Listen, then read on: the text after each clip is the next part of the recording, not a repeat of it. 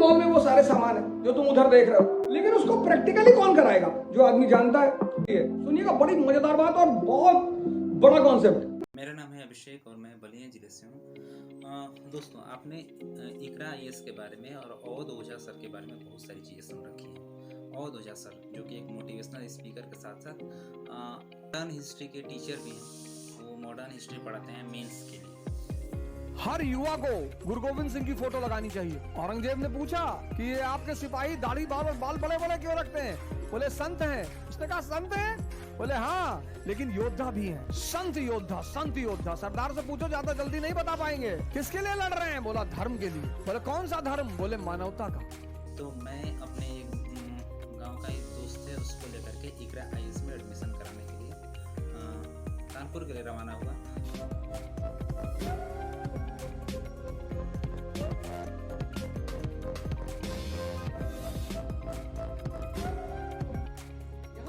बलिया से हमें ट्रेन जो मिलती है उत्सर्ग एक्सप्रेस वो लगभग 7:35 के शाम को मिलती है। तो 7:35 तक हम बलिया स्टेशन पे थे और स्लीपर का हमने टिकट करा रखा था। तो बलिया हमें 7:50 पे लगभग ट्रेन मिली और सुबह में 9 बजे कानपुर सेंट्रल ना छोड़ करके कानपुर अनवरगंज हमें जाना होता है, क्योंकि कानपुर अनवरगंज से थोड़ा नज़दीक पड़ता है। तो कानपुर अनवरगंज जाने के बाद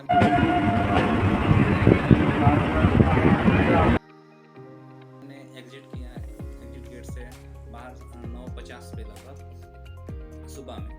तो वहाँ से हमने गूगल मैप पे सर्च किया कि इकरा आईएएस की दूरी कहाँ कितनी है अनवरगंज से। तो वहाँ से हमें 4.5 किलोमीटर की दूरी पर मिला। आगे है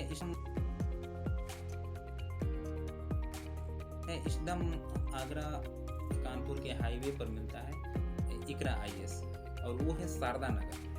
तो शारदा नगर बताने पर तो नहीं, लेकिन गीता नगर जो मेट्रो स्टेशन है वहाँ तक के लिए ऑटो में मिलता है। उससे आगे भी जाता है, लेकिन हमें गीता नगर ले जाकर के ऑटो वाले ने उतार दिया। 20-20 रुपये लिए दोनों से। गीता नगर से ऑटो वाले ने बताया कि लगभग 200 मीटर आगे तरफ क्रॉसिंग पार करने के बाद बाईं तरफ इकरा आईएएस है।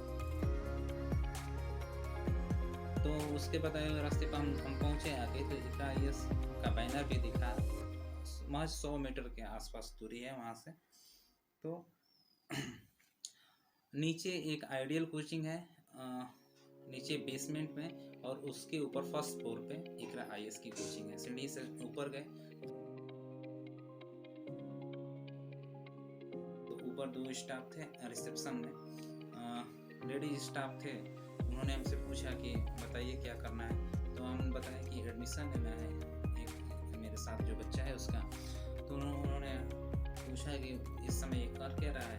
मैंने बताया कि ये ग्रेजुएशन में है, इस समय सेकेंड ईयर में बीए कर रहा है। ये भी बताया कि उसने सब्जेक्ट में इंग्लिश, ज्योग्राफी और एजुकेशन ले रखा है। तो स्टाफ ने सब कुछ समझाया धीरे से, आराम से। उसने हमें एक फैकल्टी जो दिल्ली से पढ़ाती है उनकी फ़ोटो वगैरह का एक नोटिस टाइप था, वो भी दिया। उसके साथ ही हमें समझाया। मैंने पूछा कि बताइए कैसे क्या है, प्रोसेस क्या है एडमिशन की। ऑनलाइन में तो समझ में नहीं आ रहा था, इसलिए हम आ गए यहाँ पे ऑफलाइन। तो उसने बताया कि सर देखिए 2 साल का ये कोर्स रहेगा। इसमें फर्स्ट जो 3 तरह के हमने उसने बांट रखे हैं। तो फर्स्ट में है कि एनसीईआरटी पढ़ना है। एनसीईआरटी वीकेंड चलता है, सैटरडे और संडे को, और वो सुबह में जो बाइलिंगुअल चलता है वो 10 से 12:30 तक चलता है। और या तो जब आपको इंग्लिश में पढ़ना है, केवल इंग्लिश में, तो 7 से 10 के बीच चलता है, 7 से 9:30 के बीच। ये 6 से 7 महीने का कोर्स रहेगा जिसमें एनसीईआरटी कवर किया जाएगा। उसके बाद से सेकेंड फेज आता है जीएस का, जिसमें प्री प्लस मेंस वो रेगुलर क्लासेस चलेंगी। और ये सेकेंड जो जीएस का पार्ट है ये चलेगा अक्टूबर से, अक्टूबर महीने से ये रेगुलर चलेगा, मंडे टू फ्राइडे 10 से 12:30 बजे तक। और बाइलिंगुअल पढ़ना हो तो 5 से 7:30 बजे तक शाम को चलेगा। और उसके बाद से तीसरा इसमें पढ़ा हुआ है टेस्ट सीरीज का, वो भी टेस्ट सीरीज करवाया जा रहा है। तो प्री और मेंस के लिए आंसर राइटिंग भी कराई जा रही है, उसकी फ़ी अलग से है। उसके अलावा सी सेट का जो बैच चल रहा है उसके वो अभी शुरू नहीं हुआ, वो अगले साल यानी 2023 में जनवरी में शुरू होगा।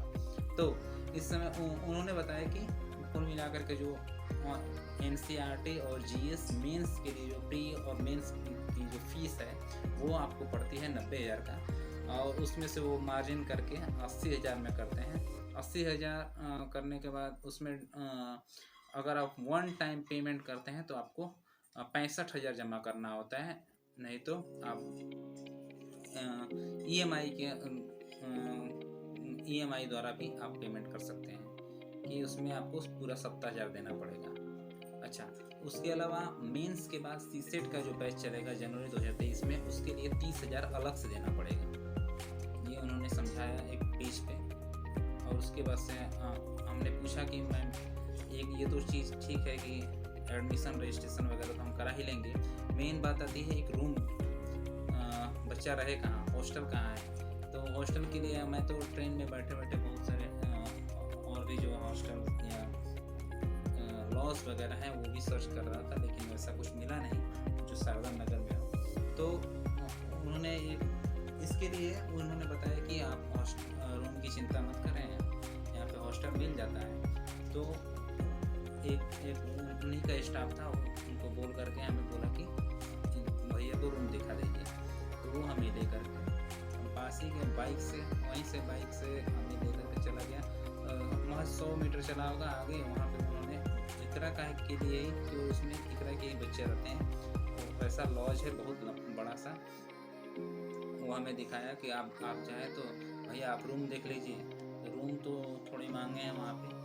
अगर 2 लोग रहते हैं तो आपको 2600 देना पड़ता है, अगर 3 लोग रहते हैं तो उसमें 1800 देना पड़ता है। हमने पूछा कि खाना वगैरह क्या व्यवस्था है, इसमें किचन कहाँ है, तो किचन का उन्होंने बताया कि किचन नहीं है, यहाँ पे खाना नहीं बना सकते हैं आप। हमने पूछा कि तब खाना कैसे मिलेगा, तो उन्होंने बताया कि जो नीचे वार्डन है वो बना सकता है, वरना आपके लिए टिफ़िन आता है। तो टिफ़िन 2 टाइम के लिए आता है, एक दोपहर में आता है और एक रात के लिए आता है। सुबह में आप जो भी आपके पास चाय वगैरह वो सब बिस्किट वगैरह आप लंच सुबह ब्रेकफास्ट कर सकते हैं, उसके लिए वहाँ पे कोई व्यवस्था नहीं है कि आप खाना बनाएं। अच्छा, ये तो हो गया। वो फिर वापस में वो बंदा लेकर के वापस इकरा तक छोड़ गया, बोला कि यहाँ से आप चले जाइएगा। तो हम तो पूरा कोर्स वगैरह सब देख लिए और उसको बोले कि उन्होंने बताया एक और बात कि आप चाहें तो जा करके एक क्या बोलते हैं उसको, एक क्लास अटेंड करके देख लीजिए। तो बोला कि मेरे साथ का बंदा जो था वो बोला कि अटेंड तो नहीं कर पाएंगे, लेकिन मैं क्लास देखना चाहता हूँ क्लास कैसा था। वो अंदर गया, AC वगैरह था, सब कुछ लगा हुआ। हाँ, सैटरडे का दिन था तो क्लास चल रही थी। क्लास वगैरह देख करके आ गया। उसमें 70-80 बच्चे उसमें पढ़ रहे थे, NCERT का जो कोर्स जो चल रहा है उसको पढ़ रहे थे।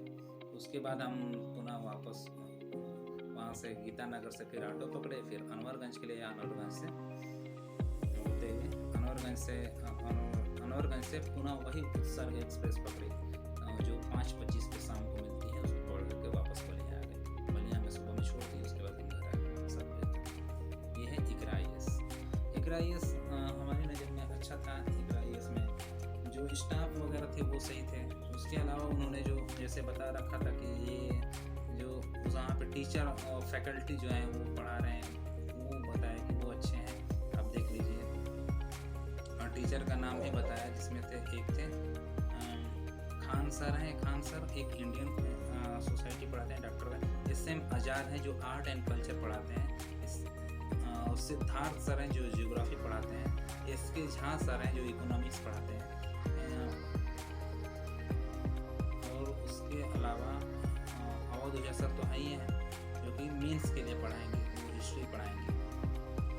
अभिनव सर हैं जो इकोनॉमिक्स पढ़ाते हैं। संजय सर हैं जो इंडियन पॉलिटी पढ़ाते हैं। और KB मौर्य सर करके हैं जो साइंस एंड टेक पढ़ाते हैं। मयंक सर हैं जो करंट अफेयर्स पढ़ाते हैं। अभिमन्यु सर हैं जो एथिक्स पढ़ाएंगे। Kumar Ujjwal sir Indian polity and international relationship पढ़ाएंगे। ये उन्होंने बताया कि ये जो सर हैं यही तो पढ़ाएंगे आप। तो हमें इकरा इसमें एडमिशन लिया, 10,000 रजिस्ट्रेशन फीस दिया। उसके बाद से पुनः आ गए कि अगर जाना होगा बाद में सैटरडे को जाना हो, जो क्लासेस चलती हैं नेक्स्ट वीक से, तो उसके लिए वो मेरे साथ का जो बंदा है वो चला जाएगा। उन्होंने एक फोटो लिया, फोटो के अलावा फॉर्म फिलअप कराया। फॉर्म फिलअप करने के बाद 10,000 रुपये हमने रजिस्ट्रेशन फीस में दिया, जो कि फीस में ही इंक्लूड है। अब हमें 55,000 आप देना होगा, क्योंकि उन्होंने बोला था कि अगर आप एक ही बार में पेमेंट करते हैं तो आपको 65,000 देना पड़ेगा। उसने 10,000 तो रजिस्ट्रेशन के रूप में दे दिए, इसके अलावा उसे 55,000 देंगे। तो हमें इकरा यस अच्छा लगा।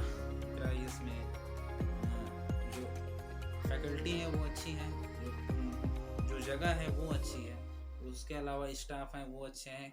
वो बता रहे थे कि रिसेप्शन वाले बता रहे थे कि हर एक टीचर आपको क्लासेस होने के बाद से केबिन में मिल जाएगा। आप उससे कोई भी प्रॉब्लम हो, चाहे आपके लिए पर्सनल इशू हो, चाहे पढ़ाई संबंधित हो, कोई भी चीज़ हो, आप उनसे डिस्कस कर सकते हैं। इसके लिए वो आपको एडवाइस भी देंगे और आपको टाइम भी देंगे। इसके अलावा बहुत अच्छा था, हमारे नज़र में तो अच्छा ही लगा।